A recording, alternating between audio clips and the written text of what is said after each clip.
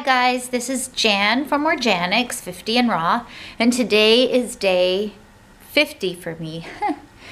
I want to just talk to you guys a little bit today about kombucha, and I don't hear a lot of YouTubers that are raw fooders speak on kombucha. In fact, I've never heard anybody speak on kombucha, and I think it's very important to have fermented and cultured foods in your diet. Well, actually, Lou Caroni, he talks about fermenting your nuts, or he calls it culturing your nuts, and with some probiotic.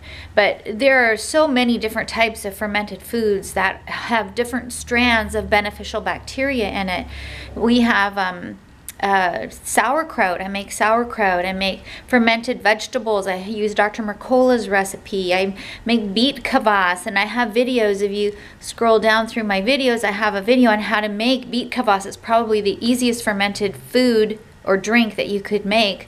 Kefir. I don't make kefir. It requires a little bit too much labor for me, and it produces so quickly we just can't drink it all.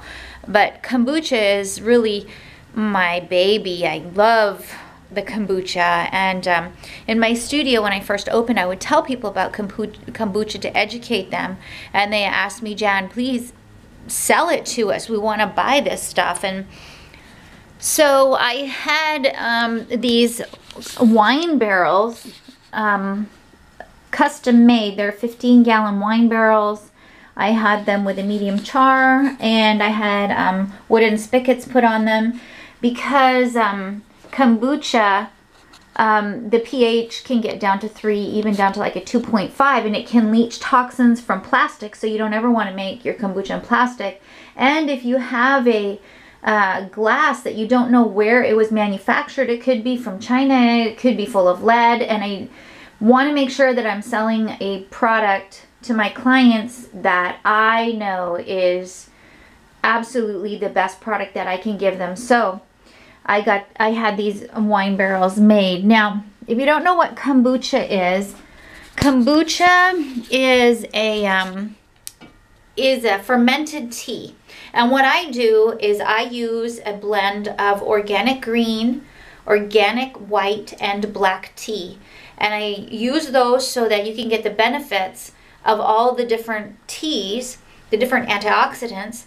And you brew the tea, and I put in organic cane sugar, and then you put it in the barrel with a culture. And the culture is called, it looks kind of like a pancake. It's called a SCOBY. And it's a symbiotic mass of beneficial bacteria and beneficial yeast held together with cellulose. Now, yes, it did take me a long time to remember that. I had to actually memorize it, because everybody tells you, what's kombucha? What's kombucha? So it's a symbiotic mass of beneficial bacteria and beneficial yeast held together with cellulose. So it kind of floats on the surface of the liquid, and it looks kind of like a pancake, and it has different layers, because each time you add a new batch of sugared tea to it, you get a new layer floating on it. So I want to show you what is inside one of my barrels, and it's beautiful. This is my second barrel, so this is my baby. The other barrel was my mama, so I hope it's not too dark for you to see it in there. So there it is, and I'm gonna get a spoon.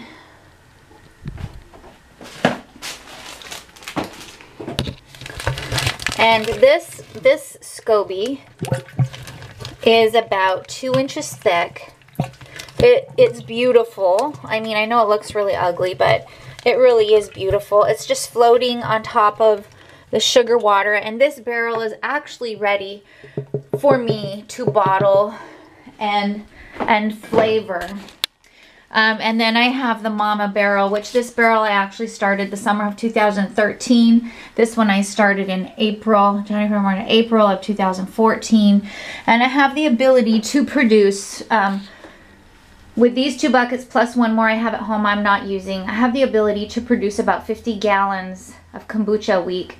Unfortunately, where I live not a lot of people know about kombucha. I live right on the border of Mexico, and kombucha is something that people don't know about. And if they do know about it, very few of them recognize the value of drinking it every day. So, you know, my goal is to spread the word, to teach my clients, to teach people, because of all the amazing benefits that are in kombucha. So I want to kind of talk a little bit about that. Kombucha is a probiotic drink. It's so full of probiotics. I have some of my clients literally have to drink kombucha every day just to live. I have one client has celiac disease, and she suffered for years and years. She started drinking kombucha every single day, and it controls her celiac disease.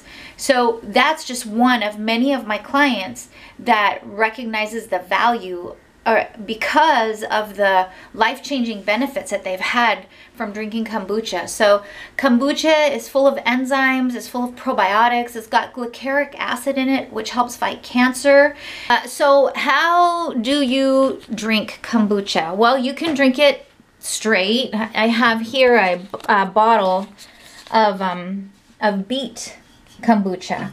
So I made this yesterday. It looks beautiful. It has a 1.5 cups of beet juice in it. It has some stevia, and it has of course just kombucha. Now it doesn't even need to be refrigerated. The kombucha is a natural preservative, and this one is just a jar I had left. I wonder if you can see the SCOBY floating on the top there, kind of. But you can add kombucha to your smoothies. You can just drink it with ice. You could use it in your hair. You can put it on your face. You can even take the SCOBY that I showed you, and you can chop it up in little pieces. And I even saw a recipe to make little like gummy worms out of it and flavor it. I've never tried that. I just have never. I've been curious, but I just haven't made the time to try it. What I do recommend my clients do, like it was just Thanksgiving a few days ago, and I told my clients, I suggested to my clients, buy a bottle of kombucha and drink your kombucha with your heaviest meal of the day, because the kombucha is full of enzymes. So it will help your body, your liver, your pancreas, your kidneys to digest all that heavy food that you're going to eat. And those organs, they need help because we tax them every day. If you're eating cooked food, processed food, you know, you're putting a strain on your pancreas, your liver, your kidneys to get rid of that stuff. So I recommend drinking a bottle of kombucha with your heavy meal of the day. Whatever time that is, just drink it with that to help your body digest your food. I also highly recommend drinking kombucha every day. So I tell my clients that instead of drinking 1 or 2 bottles a week, it's better to take those 1 or 2 bottles and split them up into maybe 4 ounces a day.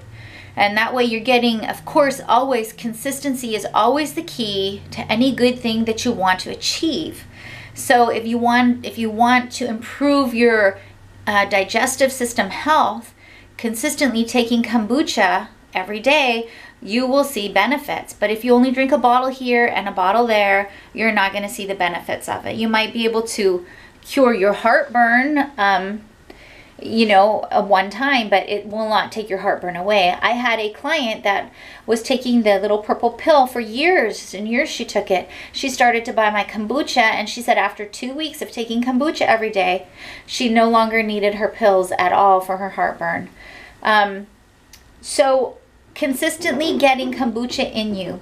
Now, there is a difference between the kombucha that you buy in the store and the kombucha that you can make yourself, or you can buy at my studio if you're one of my clients or live in my area. The kombucha at the store has been processed to remove the alcohol. Now, you have to remember, kombucha is a fermented drink. Now, the alcohol in it is minimal. It's got a minimal amount of naturally occurring alcohol from the fermentation.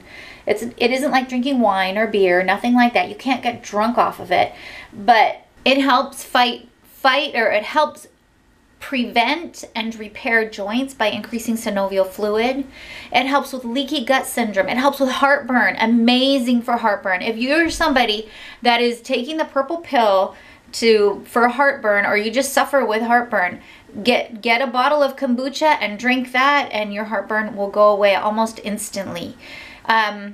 It helps with leaky gut syndrome. It helps with GERD. It helps with Crohn's, even Crohn's disease. Anything to do with the intestines, the digestive system, it helps repair and heal and nourish it. It boosts your immunity. I mean, I could go on and on and on about the benefits of kombucha. It's truly amazing, and it is a living raw food, a living raw drink. The FDA wanted to regulate the amount of alcohol in the kombucha.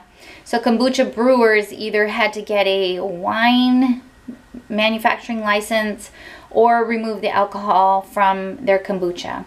So the kombucha that you buy in the store has been processed to take the naturally occurring alcohol out. Because of that, it will not grow a SCOBY.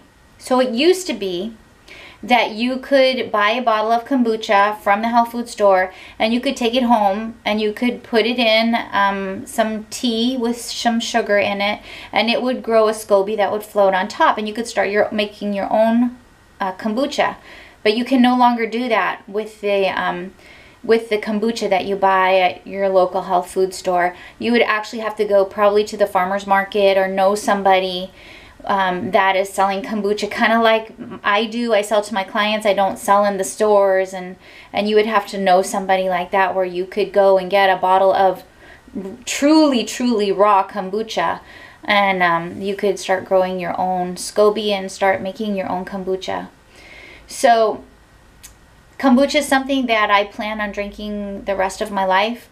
I do go through times where I drink more than other times, but I do regularly get it in my diet and make sure my kids get it in their diet as well. It usually is fizzy, like a pop or a soda, and it kind of tastes like the cross between a wine and Sprite mixed together.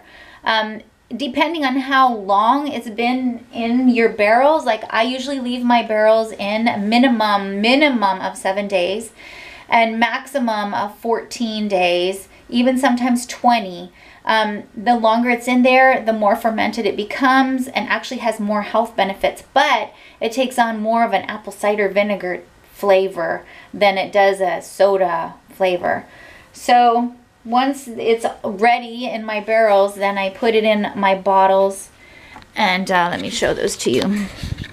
So then I bottle it, and I put in a little scoop of stevia, and I put the lid on, and I leave them out of the refrigerator for about 2 or 3 days so that they can continue to ferment, and then I put them in the fridge.